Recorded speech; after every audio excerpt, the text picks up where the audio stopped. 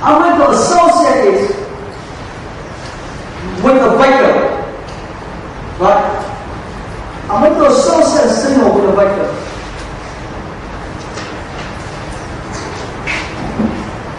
So for example, I have a simple signal now. Maybe we have two samples, 0 and 1. And this signal here I have a sample. So here's an N, maybe here is 3, and here is 2 here, for example. And I'm going to think about that signal now, not just any signal, but I think about it is a vector. Right? A vector now is, maybe you learn about a vector is, you have two coordinate systems, right? You're going to have two samples. And the first one is a 3, and the second one is a 2. And the signal now is just a single vector. Okay, I represent the whole signal now as a single vector. Okay, and the vector, you learn about the vector, you can have finite dimension. Well, when you have 2 dimensions, something in the plane, but it can be many more, right? High dimensional, or it can have infinite dimension. Okay, so something quite abstract, something that allows to move quite fine.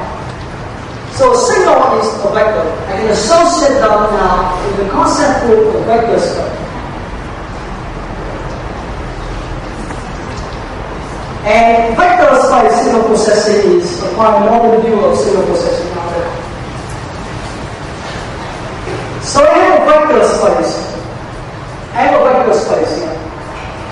And okay, here is space specified mathematical definition.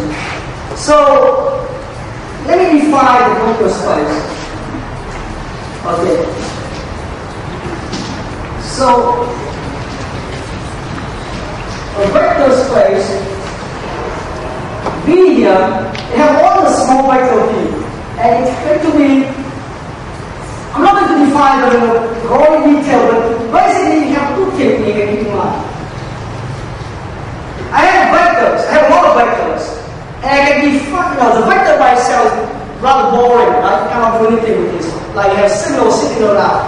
But now I'm going to define two things I can do with my vector or signal. One, I can add two vectors. Right? I can take a signal and add another signal. And two, I can take a vector and I can scale it up. Right? So I'm speaking right now and I can speak very loud. Okay, just raise my voice. So there's two operations I can do. So I have V1 plus V2, and I can have something like alpha and V. Okay, so this gives me something as a signal, or vector, this gives me something as a vector. Okay, so vector space, loosely speaking, is allowed to do those two operations. This thing here, you know that is beautiful, is scalar. Okay.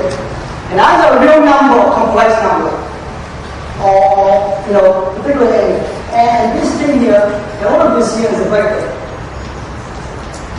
Okay. So that's simple things. Okay? Still with me? So I'm going to treat now a signal now as a vector, and I easily define these two operations. A very abstract form. Now these two things allow me to do this simple two operation now allows me to do a more complicated thing now in so-called a linear combination.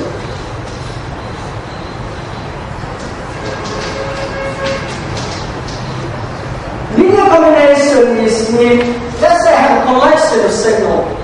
I have a collection of signals V1, V2, Vn here for example. And I can take different linear combinations of them. Right? Take let's say, alpha 1 of this, alpha 2 of this, alpha n of this, and I add them together. And I have also a different signal, right? So this thing is directly get out from a vector space. Okay. And the linear combinations here allow me to do something like, anyone understand about the concept like linear independence? We have heard about linear independence. What the term below is? Okay, so the Everyone understand that? Okay. So for that simple, so those concepts. So this is very familiar, right? Okay. Then I want to put them in the context of signal processing. So the linear combination here allows us to now, for example, to take a simply do before. I have the vector here. Any vector here can be represented by a linear combination of these two small signals. Right? Something we see before. And that thing is nothing but, if I have a signal, and I turn the signal to the vector, what this signal has? What is the notation for this signal? This signal, what does it look like? It looks like something like this. What this signal will look like? Zero samples, right? It is simple. 0 here and 1 here. Sorry. 1 here and 0 here. Right? So that is this signal here. That is the signal. How about this one here? This signal here is the signal when you have this 0, 1 and 0, 1 here. Okay, so these two vectors are the two basic vectors, right? Two small pieces, and this just simply is delta m, and this is simply delta n minus 1. Okay, so the operation I run here just simply say that I have a vector space, and these are the bases. Very simple basis. Okay, and I can break my signal. I can write this signal here as a linear combinations of small pieces here. Okay, so you see that. And now after the break, I will show you a very rather powerful tool that. Well, we know the vectors here. These are two coordinate systems, right? Not the only one. I can expand them by two coordinate systems like this. I can use a different coordinate system. Right? And one of them very important is the one using the Fourier transform. The Fourier transform is nothing but I can write a signal as a linear combination of a different basic signal. Right? This signal is, boom, quiet, and a quiet boom. Fourier is something like right? Different frequency. So I can break the signal into different small pieces.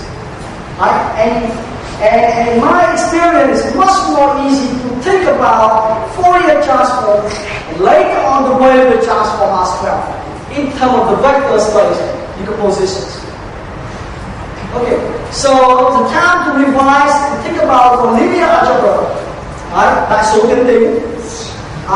And we have included in the textbook a review section of linear algebra. Right? I believe you've seen that, both of you already seen that, but now just need to translate that into English and just revise that. Okay? But it is a modern view of looking at the signal processing using abstract linear algebra. Okay. Okay, so time to take a break now. I think coffee is ready and we'll be back here in 15 minutes in signal processing. The so-called vector space framework. Okay. So, let me repeat here. We have a vector space.